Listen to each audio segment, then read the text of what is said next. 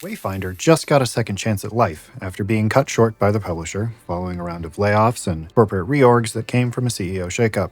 What was previously planned to be a live service MMO has echoed, see what I did there?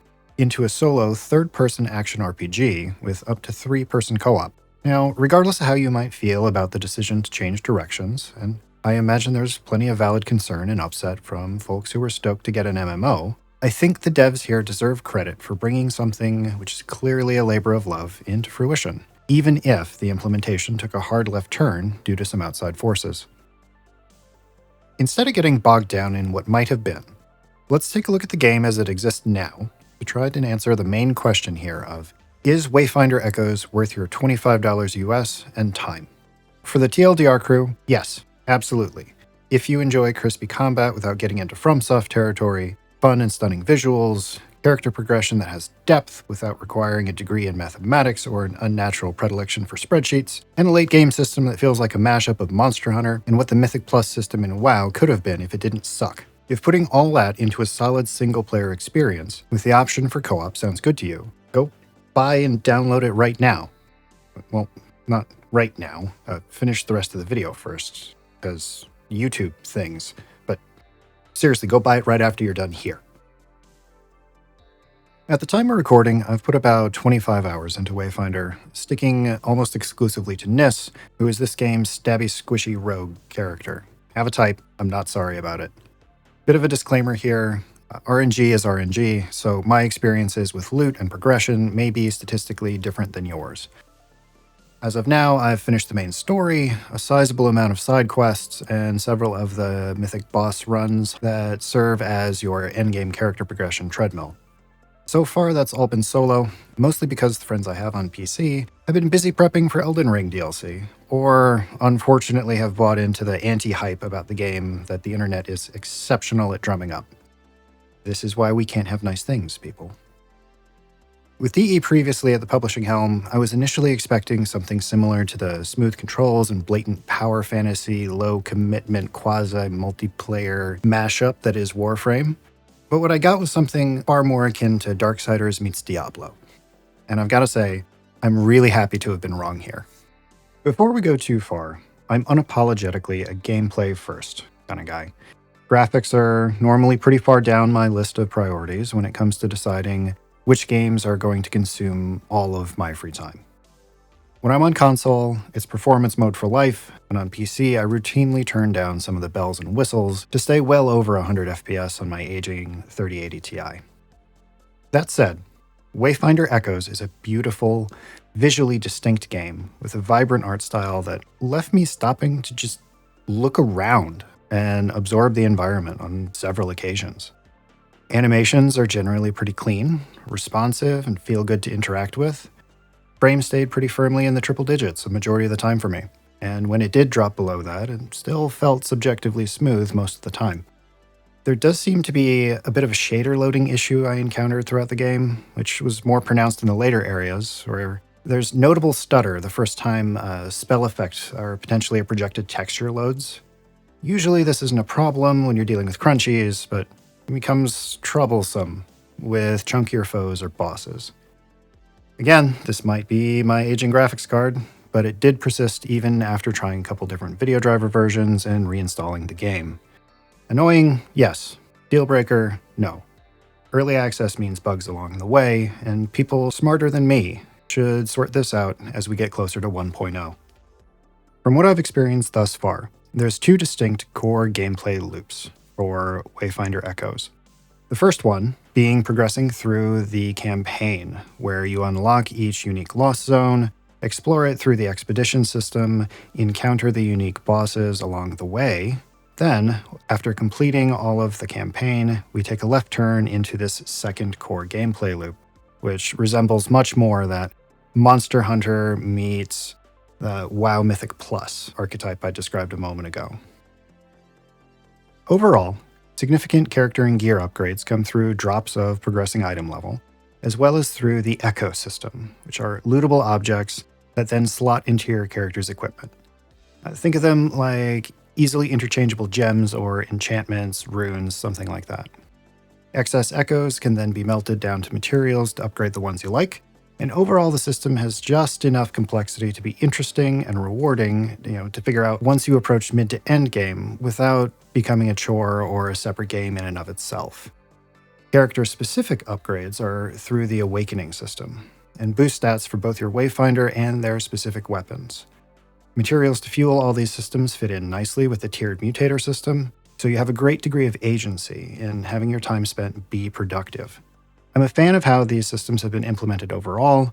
Oftentimes looters get a bit navel-gazy with 8,000 affixes or nested systems upon systems, so it's nice to see some restraint here.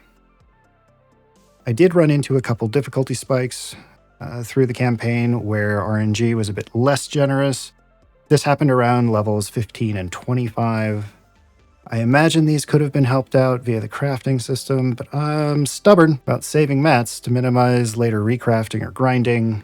Also, you never know when you might need like 18 of a specific thing. So I kept flinging Niss's body at things until iframes and parries eventually carried me.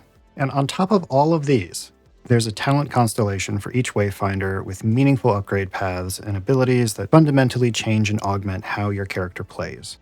Evidently, this is new since the swap from MMO over to Action RPG, but I am always a fan of Final Fantasy X style sphere grids. Look forward to filling it out more and seeing how things progress as the game nears 1.0. One last note about character progression here. Along the way, some of the rewards from quest completion, expeditions, and the like include some XP bank items, which can accelerate either your main's journey to level 30, or you could do what I did, and save them for other Wayfinders that you want to try out. I banked everything from the story, from all the side quests, basically everything I did, just to see how far it would carry another character from brand new, and it took Grendel from level 7 all the way up to 25. Close enough to endgame to avoid becoming an annoying grind, but it still gives you enough time to learn how to, actually play the new character before jumping into the mythic hunts. Oh, and loot is shared. So all those items you were getting for other Wayfinders while you were leveling, they're waiting for you once you swap. Honestly, anything that minimizes wasted loot is a 10 out of 10 for me. Now, as with any early access title, there's spots where it's a bit rough around the edges, or places that kind of missed the mark a bit for my taste. I have two initial nitpicks. One, I got stuck in terrain more than a few times here, but I am the person who wall walked into Hyjal in original vanilla, so that might be more on me than anything else.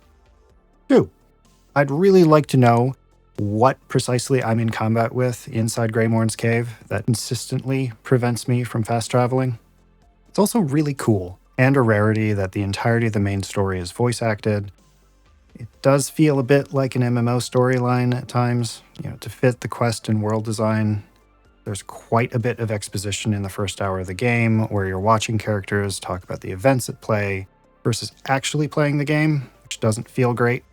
On the other end of the storyline, I found myself skipping through dialogue pretty quick after reaching the winter biome. Overall, I'd say the balance of watching 3D characters interact versus actually playing is a bit skewed, but again, that's a personal preference. The bits of the story that I did interact with were lovingly crafted, excellently voice acted. Maybe this is a me thing. Finally, on the sketchy bits here, early game progression feels a bit obtuse and vague. Basically, your rule of thumb prior to level 15 is bigger number means numbers go up. So you just equip whatever you find without, paying too much attention to stat weights or build or whatnot. I think this may have contributed a bit to that first difficulty spike I'd mentioned around level 15, where it seems like having a sensible build in mind matters a bit more. Similarly, the early game economy shows you all the cool things you can do in town with the crafting system and upgrade systems, and then doesn't provide adequate resources to actually do the cool things. I feel like if you're going to introduce a mechanic, having even a gimme upgrade that includes all of the resources necessary to do the cool thing can help with that feeling of progression. The relics I had available to craft and had mats for at the time when I did this quest were already worse than what I dropped. Potions were useful and cool, and it just felt bad to not be able to work towards a weapon upgrade when it was introduced. Okay, I guess I won't be doing this for a while, because I have no clue what even some of these materials are. To recap, you enjoy tight combat, compelling visuals, and character progression that is deep yet accessible, and are willing to judge a game on what it is now versus the previous directions, and you recognize the nature of early access titles, Wayfinder Echoes is absolutely worth a look. Even if I wasn't planning to continue playing as the devs work toward release, I've already gotten my personal $1 per hour of entertainment benchmark. And once my PS5 friends can join in, I could manage to cajole my PC friends to try it, or find some players through the game's Discord and actually meet new people. I can see myself playing much, much more. But what do you think? Can a game stand on its own after taking new directions and a bevy of drama? Did I miss something you feel is important for the rest of us to know? Leave your answer down in the comments. I've been BaldSquid. See you next time.